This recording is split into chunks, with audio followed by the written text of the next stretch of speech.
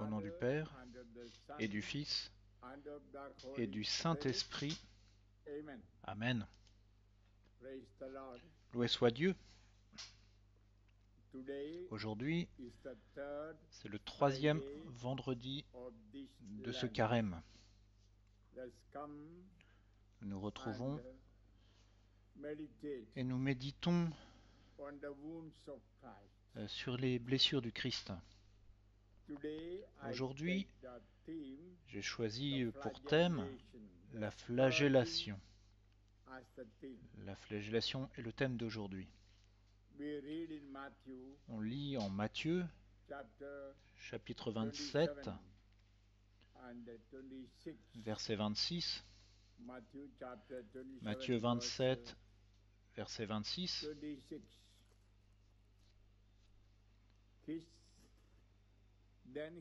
Alors il leur relâcha Barabbas. Quant à Jésus, après l'avoir fait flageller, il le livra pour être crucifié. Nous savons que Pilate a amené Barabbas et l'a placé à côté de Jésus et il a demandé « Qui voulez-vous que je relâche ?» Et c'est Barabbas qui a été relâché. Et donc Jésus a été livré pour être flagellé. Et très clairement, Saint Jean chapitre 19 verset 1 nous dit « Pilate prit alors Jésus et le fit flageller. » Et nous savons que Jésus a été flagellé brutalement.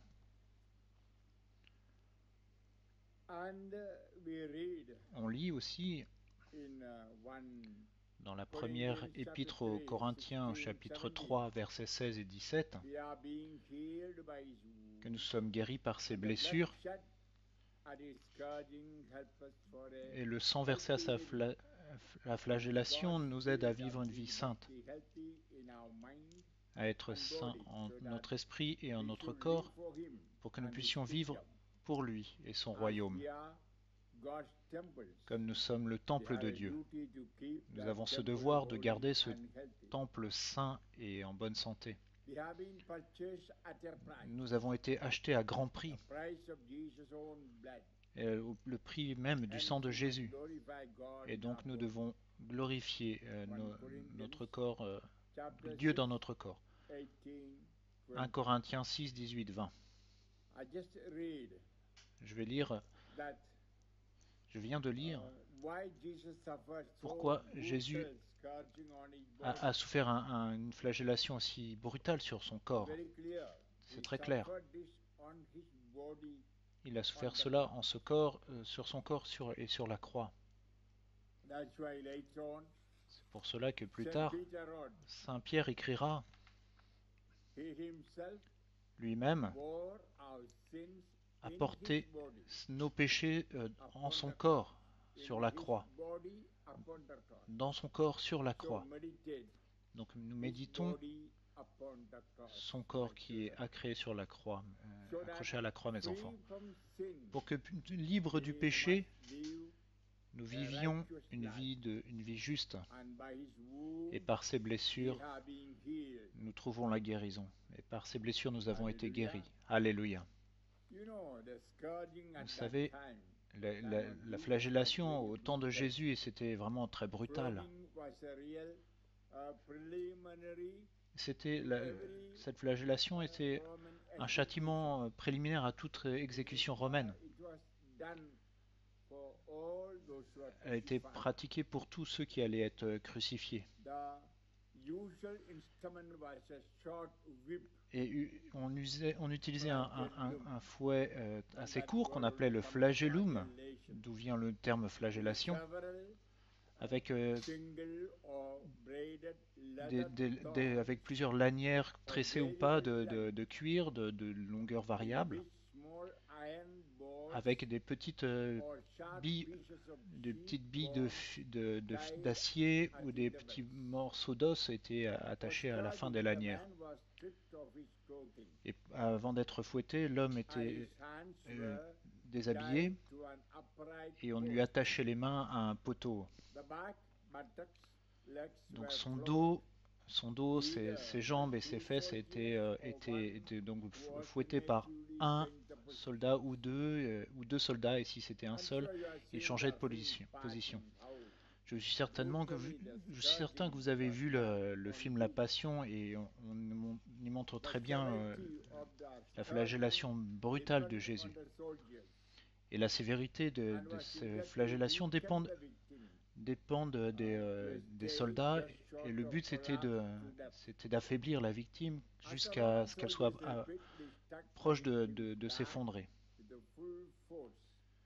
Et, et alors qu'ils étaient frappés de toute la force des soldats, les petites billes et les morceaux d'os pouvaient arracher un petit bout de chair et détruire les vaisseaux sanguins, atteindre les nerfs et déchirer la peau. Et au fur et à mesure que la flagellation se produit, alors les couches inférieures de la peau jusqu'aux muscles peuvent être déchirés, peuvent être arrachés. Imaginez un peu la sévérité de cela. Les nerfs sont arrachés, il y a énormément de sang bien sûr. Et donc au prétoire, Jésus a été battu, avait déjà été fouetté. Et donc cette flagellation, avec cette douleur intense et avec beaucoup de sang, en fait, Jésus a été comme choqué, dans un état de choc. Et donc pour porter la croix, il était déjà dans une condition physique critique à cause des abus, bien sûr, physiques et mentaux qu'il avait endurés, et en même temps que la déprivation de sommeil, de nourriture et de boisson. C'était vraiment cruel et inhumain. Et en fait, les victimes devaient survivre pour endurer la crucifixion derrière. Mais les soldats s'assuraient que la victime n'était pas morte, parce qu'ils voulaient qu'il soit crucifié vivant, bien sûr.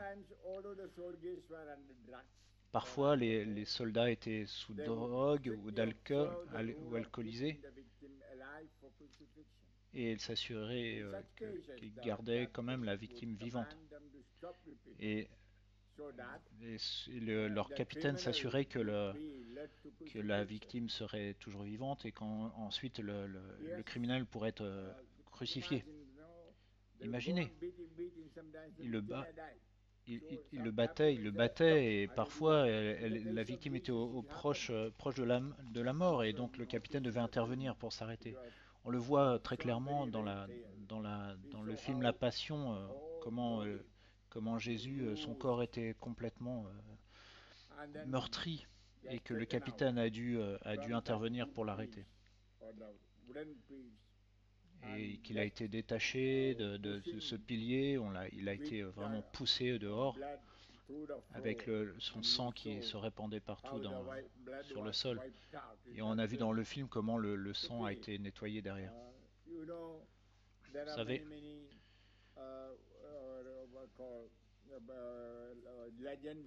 il y a aussi beaucoup d'histoires ou de légendes qui parlent de cette flagellation. La flagellation,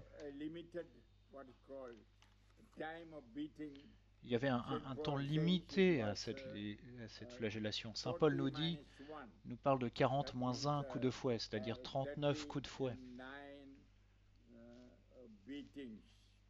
39 coups de fouet. En 2 Corinthiens chapitre 11 verset 24, Saint Paul dit: j'ai reçu des Juifs les 39 coups de fouet 5 fois, c'est-à-dire 40 moins 1, 39 coups de fouet. Mais dans le cas de Jésus, on peut voir que les soldats n'ont pas suivi les règles. Et bien sûr, ils étaient en colère aussi contre lui. Et ils continuaient à le battre, à le fouetter. Et donc ils n'ont pas obéi à leur capitaine. On voit vraiment une grande colère envers Jésus, parce qu'il a dit qu'il était le Fils de Dieu, et donc elles n'ont pas accepté ça. Et donc ils montraient leur colère en le battant. Et donc Jésus a été battu à beaucoup de reprises. Ne soyons pas trop stricts à propos de ces 39 coups de fouet. Et donc sa chair était arrachée. Pourquoi est-ce qu'il a permis de souffrir cela? Pourquoi il a permis ces souffrances? On a déjà vu qu'il a été percé pour nos offenses, écrasé à cause de nos fautes. Sur le châtiment qui nous rend la paix est sur lui. Et dans ses blessures, nous trouvons la guérison. En Isaïe 53, 5, qui a été repris par Saint Pierre. Nous savons que la plupart de nos péchés nous commettons avec notre corps. Donc le Seigneur veut que notre corps soit guéri et purifié. Notre corps est le temple de Dieu. Et donc la louange de Dieu doit jaillir de notre corps. Je suis certain que certains ont lu ce livre de Saint Jean-Paul II, notre précédent pape, sur la théologie du corps. Nos corps sont les temples de Dieu, et nous avons ce devoir de garder ce temple saint. On le lit déjà en 1 Corinthiens chapitre 3. Notre corps est le temple de Dieu. Celui qui détruit ce temple, Dieu le détruira. Et en 1 Corinthiens 6, comment nous devons conserver notre corps saint et pur. Fuyez l'immoralité, la fornication. Tout péché que l'homme peut commettre est extérieur à son corps. Celui qui fornique, qui est immoral, lui pêche contre son propre corps. Ou bien ne savez-vous pas que votre corps est un temple de l'Esprit Saint, qui est en vous et que vous tenez de Dieu, et que vous ne vous appartenez pas? Vous avez été bel et bien achetés. Glorifions Dieu. Glorifiez donc Dieu dans votre corps. 1 Corinthiens 6, 18 à 20. Et donc, la vraie louange en esprit et en vérité inclut notre corps. Nous levons nos mains, bien sûr. Nous chantons les louanges avec notre bouche. Parfois on danse, on frappe des mains. Nous inclinons la tête, nous joignons nos mains. Donc ces gestes sont nécessaires, sont partie de notre louange.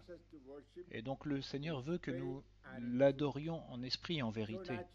Et donc naturellement, nos corps doivent être saints et purs. La louange de Dieu doit jaillir de notre corps. Donc gardons notre corps saint. Donc le Seigneur a souffert en son corps pour que nos corps puissent rester purs et saints. Et donc nous devons être vraiment très clairs sur la signification des souffrances de Jésus en son corps. Aussi, Saint Pierre a dit, dans ses blessures, nous trouvons la guérison. On le lit aussi, il a pris nos infirmités et a pris nos péchés en son corps. On le lit en Isaïe 53, verset 4. Toutes nos infirmités, nos maladies ont été portées en son corps. Matthieu 8, 17. Et nous avons des infirmités, parfois des mauvaises habitudes peut-être, nos faiblesses. Oui, infirme signifie que nous sommes faibles. Et donc il a pris toutes nos faiblesses sur son corps pour que nous puissions être forts en esprit. Mais il a pris aussi les conséquences de nos péchés en son corps. Et on sait qu'il y a un lien entre la maladie et le péché. Très clairement, quand les paralytiques qui a été apportés à Jésus pour être guéris, pour sa guérison physique. Jésus lui a dit, tes péchés sont pardonnés. Et donc, quand ses péchés ont été purifiés, son corps a été guéri, son esprit a été guéri. Et il a pu se lever et marcher. Donc je dis toujours, il y a un lien entre le péché et la maladie. Je ne dis pas que tous ceux qui sont malades sont de grands pécheurs. Tous ceux qui sont malades sont remplis de péchés. Non, bien sûr. Mais il y a un lien. Oui, les péchés peuvent entraîner, peuvent nous affaiblir. On le lit en Jean chapitre 5 à Bethesda, cet homme qui était paralysé depuis 38 ans. Quand Jésus le retrouve plus tard après sa guérison, il le retrouve dans le temple et il lui dit « Ne pêche plus pour qu'il ne t'arrive pas pire qu'auparavant. » Alléluia. Donc la sainteté est absolument nécessaire pour avoir cette guérison physique et pour garder la santé. Je ne vais pas parler beaucoup de cela. Mais Jésus a pris toutes nos souffrances sur son corps pour nous garder saints, pour vivre une vie sainte et juste, et pour être guéri dans notre corps et notre esprit. J'en ai parlé vendredi dernier. J'ai parlé du pardon, de la guérison intérieure. Aujourd'hui encore, nous devons voir ces blessures, nous devons regarder ces blessures. Comme Sainte Brigitte de Suède, elle nous dit que Jésus a souffert 5480 blessures sur son corps. 5480 blessures. J'ai entendu qu'il a été battu partout sur son corps. Même si dans les églises, on voit un crucifix un peu... on le garde visible pour les gens. Donc, le corps du Christ n'est pas exposé nu.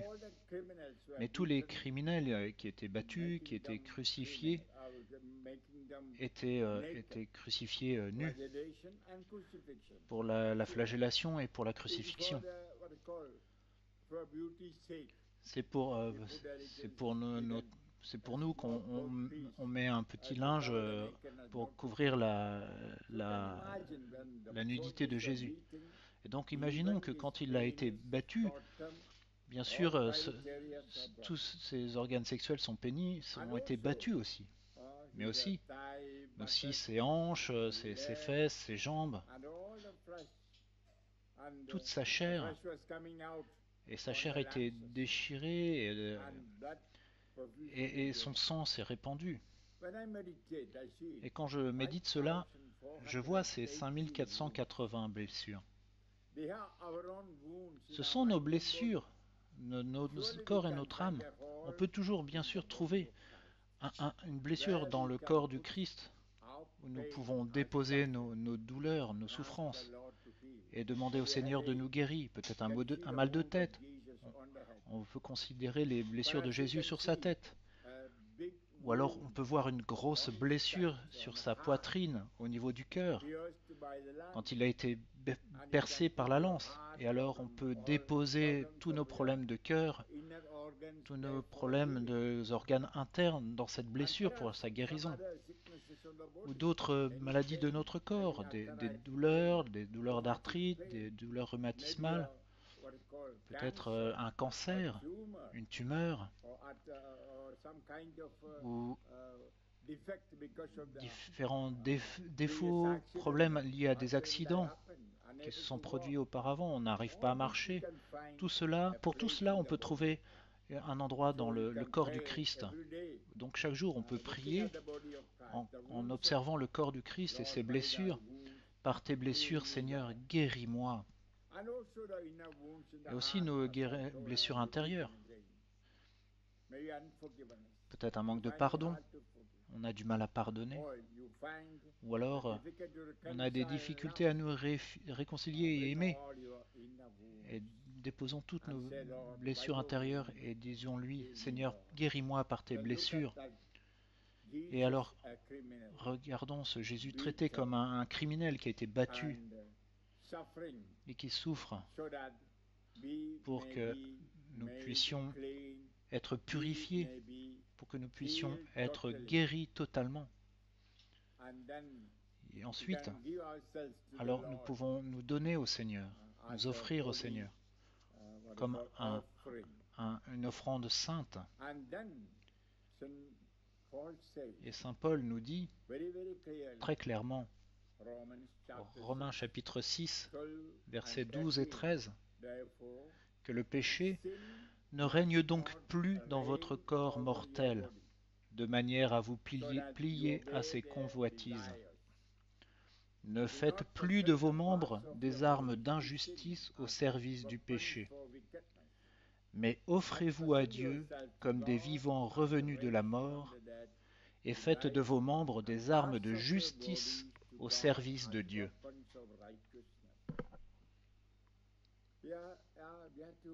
Oui, nous devons nous tenir en paix devant le Seigneur crucifié.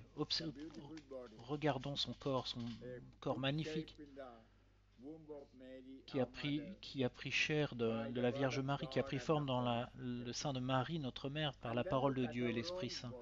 Et alors considérons notre propre corps, qui lui aussi a pris forme dans le sein de notre mère. Nous avons eu une naissance physique, puis notre seconde naissance au baptême par l'Esprit Saint. Et nous avons été rendus capables d'appeler Dieu Papa, Père. Donc nous sommes les enfants de Dieu. Et donc nous devons glorifier Dieu en nos corps, comme on vient de le lire en 1 Corinthiens chapitre 6, verset 20. Nous devons glorifier Dieu dans nos yeux, nos oreilles, nos cerveaux, nos mains, nos jambes, toute partie de notre corps. Donc quand le Seigneur me regarde, il peut voir que je glorifie Dieu avec juste ma barbe, mes ongles, mes cheveux, toutes les parties de mon corps.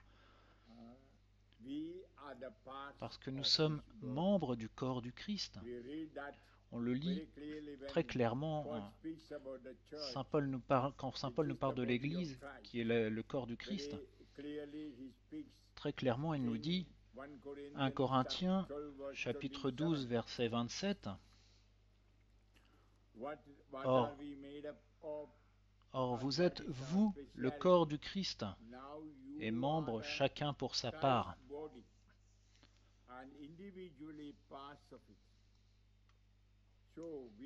Donc nous sommes le corps, nous sommes membres des parties du corps de Jésus.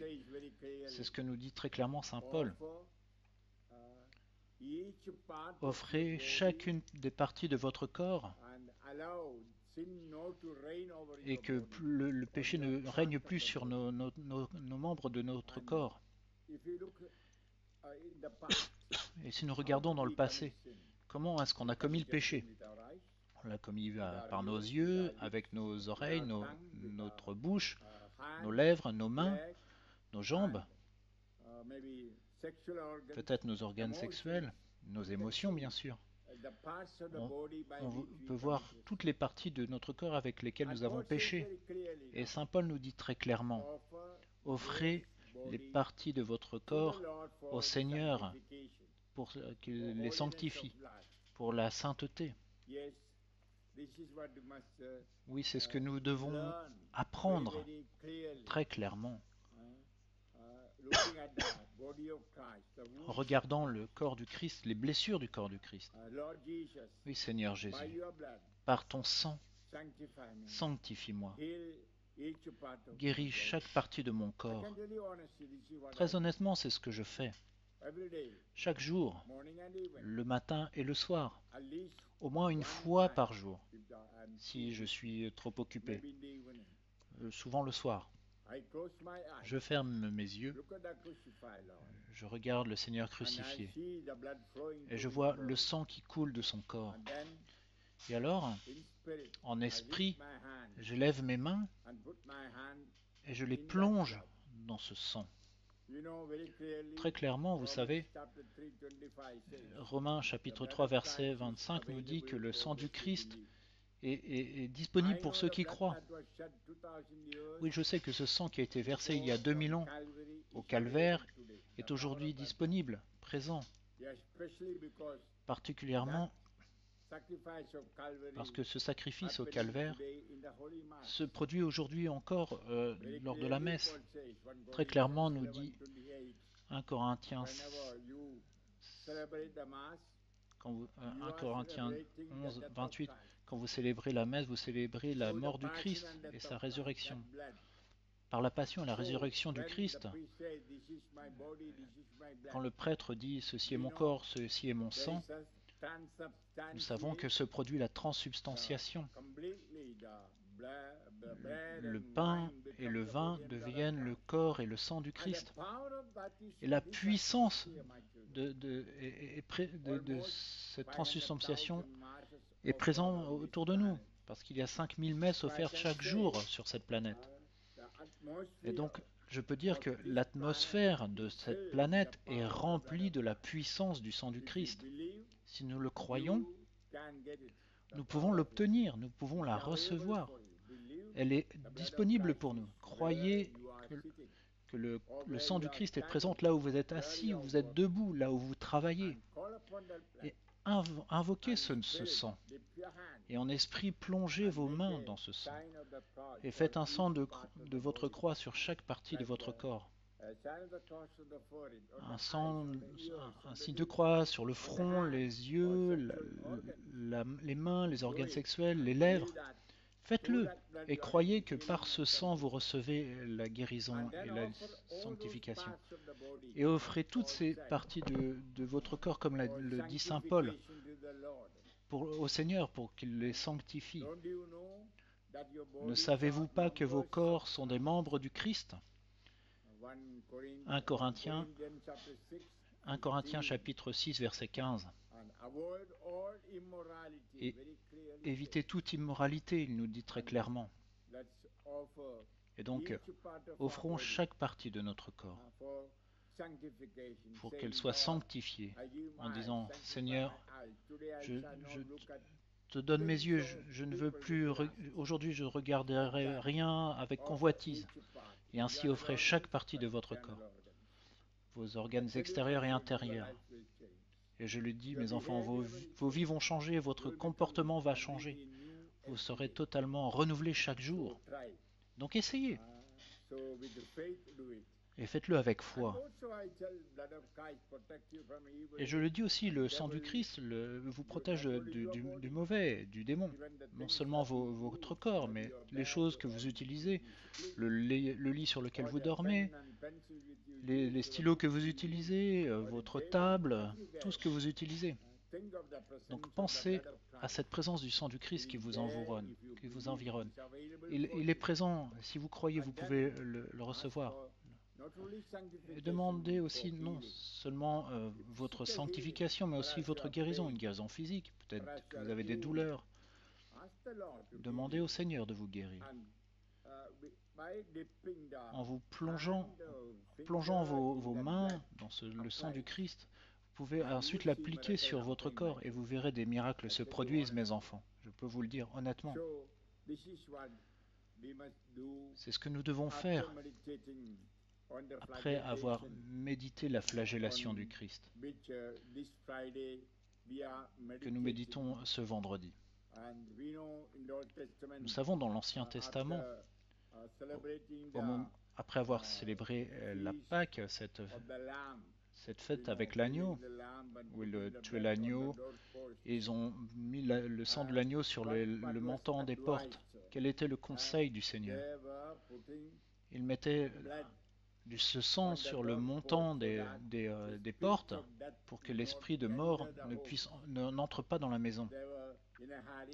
Ils étaient pressés et donc ils mettaient le doigt dans le sang de l'agneau et quand ils l'appliquaient, ils faisaient comme une croix.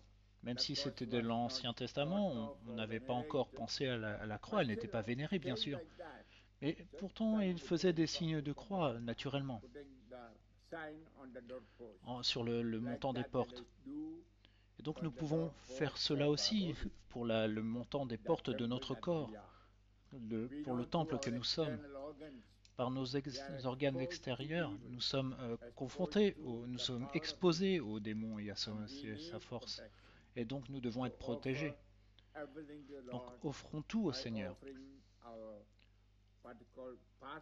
en lui offrant différentes parties de notre corps. Je suis certain que vous devez le faire consciemment. Si vous le faites consciemment, vous verrez, vous obtiendrez le pardon de Jésus et sa guérison, et vous serez libérés par le sang du Christ. Je vous conseille donc de le faire. Donc ce vendredi, mes enfants, pensez, méditez à la passion et la flagellation du Christ. Plus que de regarder Jésus et de ressentir de l'émotion, de l'empathie, considérez votre propre corps et vous pourrez voir que vous avez beaucoup de parties de votre corps, dans votre esprit et votre corps que vous devez guérir, qui doivent être purifiés. Donc demandez au Seigneur de vous guérir, vous, bien sûr, par ses blessures et par son sang. Et je vais prier pour cela.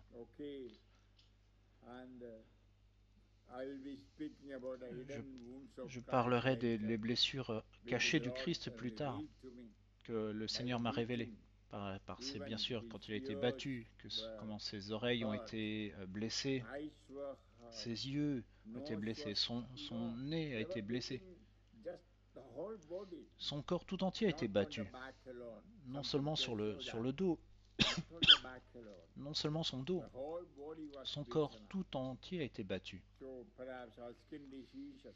Peut-être donc, bien sûr, nos maladies de peau, ou différents défauts sur notre peau, nos muscles, dans nos os, tout cela peut être guéri par Dieu. Rien ne lui est impossible. Faites-le avec foi et vous obtiendrez vos guérisons et libérations. Fermez vos yeux. Pensons à cette flagellation du Christ et aux blessures du Christ liées à la flagellation et au fouet et comme il a été battu, comme je l'ai dit le dernier vendredi. Seigneur Jésus, je prie pour ces personnes. Donne-leur la foi pour s'élever, pour élever vers toi leur corps et chaque partie de leur corps, déposée dans ton sang. Seigneur Jésus, je prie pour ces personnes, je prie avec elles. En esprit et en vérité, je te présente chaque personne et je les plonge en toutes les blessures de ton corps, toutes les blessures que tu as reçues de la tête aux pieds. Oh, touche-les par tes blessures et guéris-les. Que la puissance de ton sang coule en elles. Guéris-les. Qu'ils soient sains et en bonne santé. Oh, Jésus. Jésus. Il y a des personnes qui ont des maux de tête, des douleurs dans le corps, des maladies de peau, des cancers, des tumeurs, des paralysies, des gens qui sont atteints de sclérose en plaques, ou des gens atteints du syndrome de Guillain-Barré, des gens qui endurent des douleurs neuropathiques, des gens qui ont de grandes douleurs en différentes parties de leur corps, dans leur dos, la colonne vertébrale, dans les épaules, les poignets, les chevilles, les genoux, des gens qui ont des problèmes de varices, des gens qui ont des douleurs dans les pieds, des blessures dans les pieds, des gens qui ont été blessés par des accidents. Oh, maintenant Jésus, Seigneur Jésus, je prie pour que tu les guérisses par tes blessures et par ton sang. En esprit et en vérité, je m'approche de ces personnes. J'impose mes mains sur leur tête. Seigneur, non pas mes mains, mais c'est tes mains que j'impose. Bénis-les, Seigneur. Sanctifie-les, Seigneur. Guéris-les, Seigneur. Jésus, Jésus, Jésus, Jésus, Jésus,